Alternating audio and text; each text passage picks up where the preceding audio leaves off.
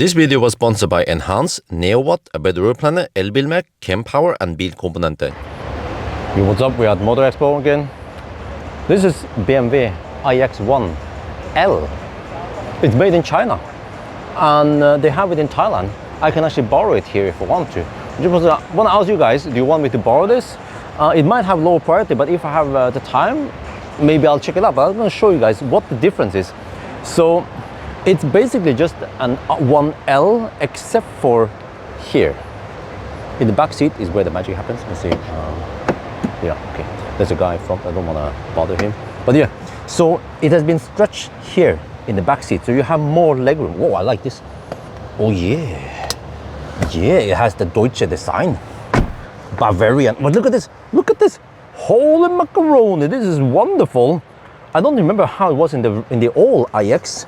I mean, not the old, but the regular iX. But yeah, Harman Kardon. Wow.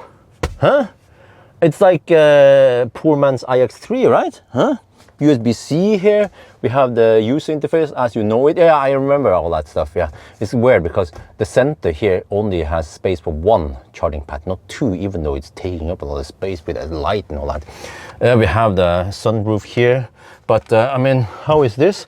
Oh, it's still kind of tight though. I'm 173 centimeters. And okay, it's like 2-3 fingers of clearance here.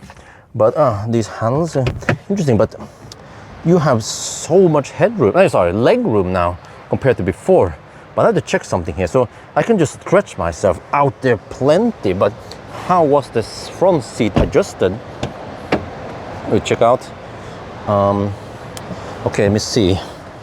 Yeah, so you see, it was actually adjusted kind of far back. So if I would adjust it for myself, roughly, it would be something like this, maybe, right?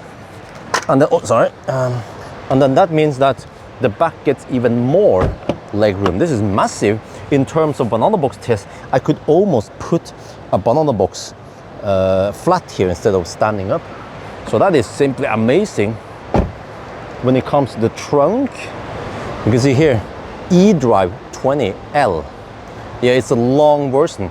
The Chinese market wants this L. They want the extra leg room because Chinese people are so big, right?